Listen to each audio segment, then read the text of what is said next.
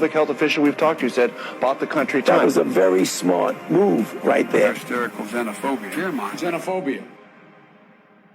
I complimented him on dealing with China. I'm not going nuts.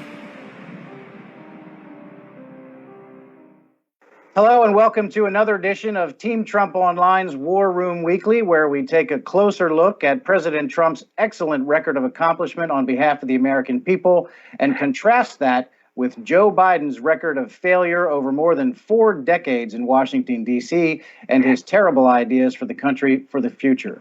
I'm Tim Murtaugh. I'm the communications director for the Trump 2020 campaign, and we are fortunate today to be joined by 2 excellent guests who will talk about our topic today, which is illegal immigration. First, former Pennsylvania Congressman Lou Barletta, my former boss. Congressman, good to see you. Good to see you again, Tim. And Brandon Judd, the president of the National Border Patrol Council. Brandon, glad you could be with us. Very good to be with you. Thank you.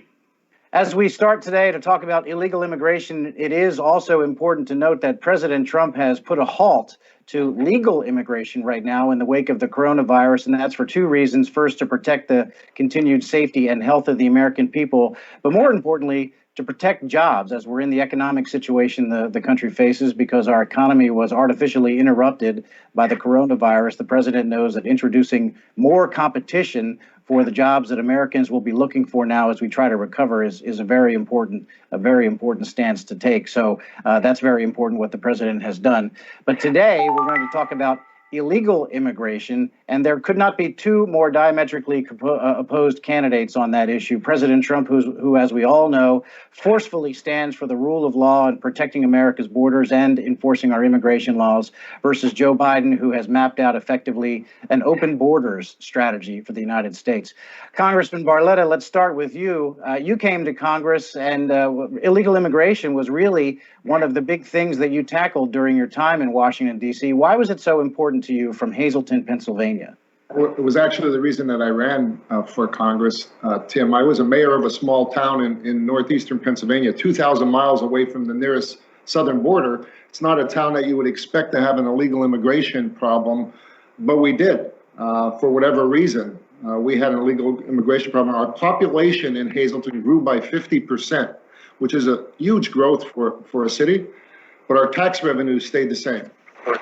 We saw illegal gangs moving into the city. We saw our crime going up. The quality of life in a small city was affected in every way. Our hospitals, for example, the wait time in our hospital usually was about 15 or 20 minutes if you went to an emergency room.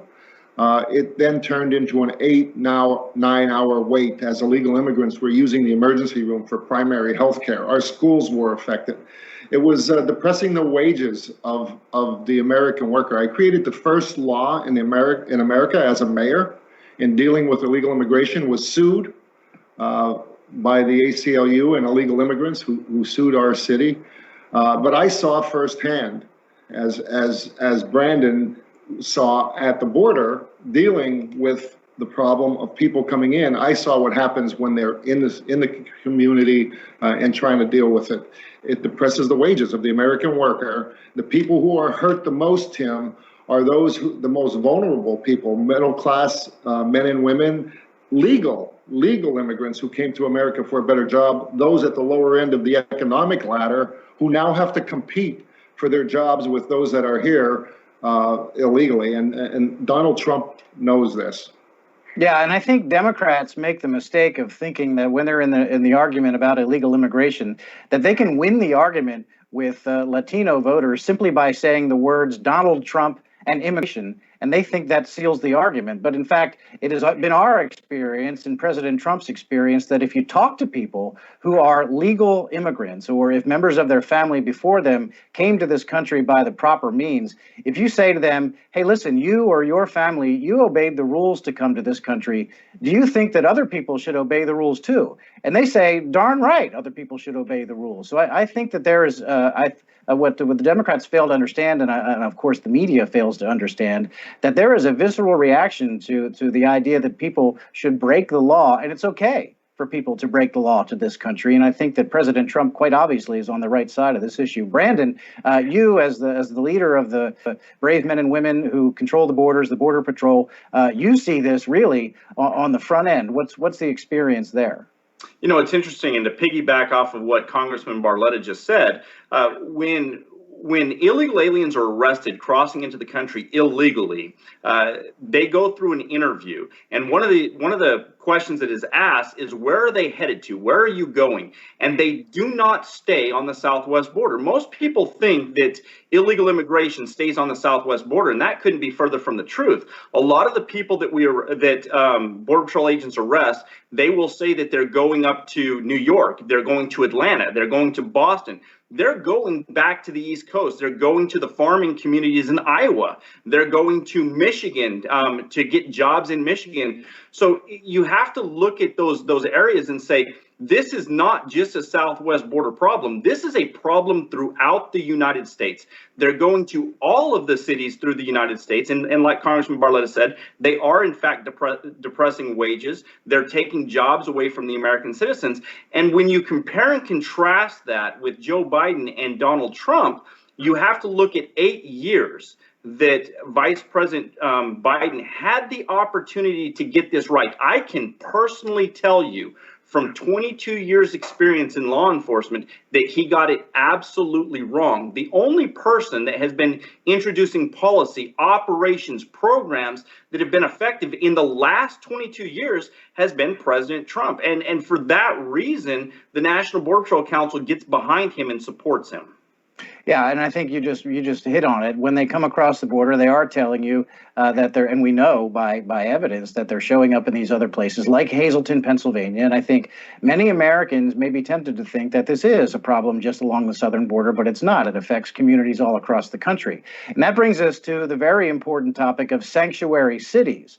These localities who say that they will not cooperate with federal immigration authorities, not cooperate with ICE. When people are detained locally by local police, sanctuary cities have a policy in place where they will not turn those folks over to ICE. Now, of course, Joe Biden has a policy of agreeing with the radical left on that issue. Let's hear from Joe Biden and then the president. Vice President Biden, you opposed sanctuary cities as a presidential candidate in 2007. Where do you stand now? Should undocumented immigrants arrested by local police be turned over to immigration officials? No. The Democrat Party's immigration policies empower bloodthirsty cartels that maim, murder, and torture, that smuggle and traffic innocent human beings, that flood our communities with poisonous drugs. The left's immigration policies are not compassionate. They're heartless, merciless, and cruel. Countless Americans are killed every year by criminal aliens. These are illegal aliens that come in, and they are, in many cases, very bad people. In Houston, Texas, an illegal alien was charged with the murder for killing a 75-year-old grandmother in her home, stabbing her with a vicious machete knife 13 times in the chest. In Georgia, an illegal alien was charged with murder for killing, beheading, and dismembering his neighbor. Yet despite these travesties, the far left supports deadly sanctuary cities where people like that get protection, that release criminal alien predators into innocent communities rather than handing them over to our great heroes of ICE.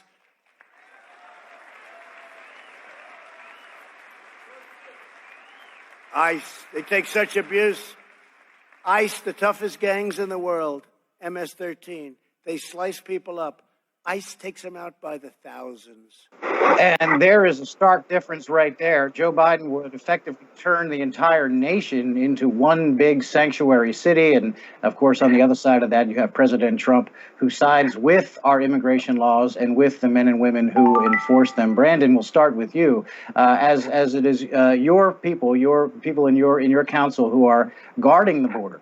When you hear that, when you hear Joe Biden, who wants to be president of the United States, saying that if these folks are elsewhere in the country, commit a crime, and are detained by local police, and they refuse to turn them over to the federal immigration authorities, what does that say about what you guys are trying to do there at the border?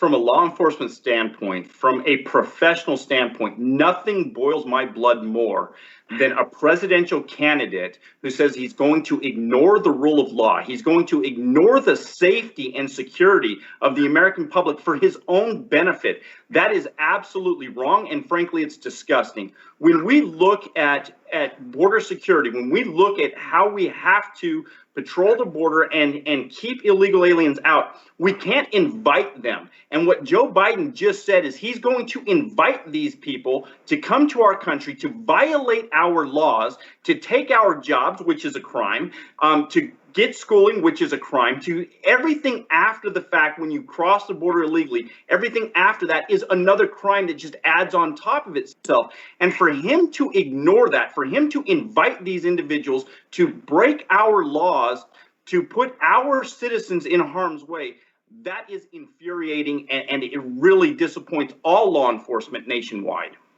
And Congressman Barletta, I know from having worked in your office on Capitol Hill for a number of years that there's a bunch of stories that you tell that your experiences in Hazleton, including when you had folks turn up, illegal aliens turn up in your community who had been arrested and detained and released in New York City and other places. And so you yourselves, as not a sanctuary city, were nonetheless affected by other sanctuary cities. Isn't that right? Yeah, you know very well, Tim. I didn't need a briefing in Washington to That's right. about illegal immigration. I lived it. I experienced it. And there's nothing that gets my blood boiling more than when we talk about sanctuary cities. I was a mayor that was sued, called names by horrible names all over the country by mainstream media because I wanted to enforce federal immigration laws. And under the Obama-Biden administration, we saw mayors literally all over America thumbing their nose at the federal government and declaring themselves a sanctuary city. It is illegal to aid and abet an illegal alien. I wanted to enforce the federal laws, not create federal laws, but enforce federal laws, and I was sued. And now we have mayors who literally are inviting criminal aliens into their town, aiding and abetting them, protecting them. You talk about